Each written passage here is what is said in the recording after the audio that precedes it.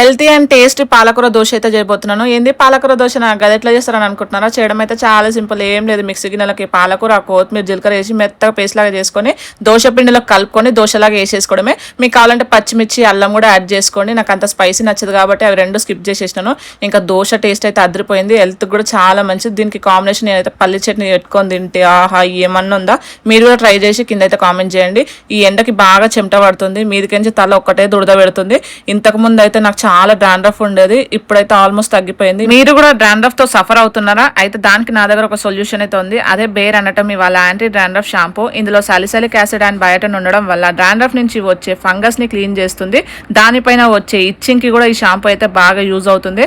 And ఇది dermatologically tested. ఈ shampoo use చేశాక నా డాండ్రఫ్ మొత్తం పోయింది. బిఫోర్ ఆఫ్టర్ మీరే చూడండి.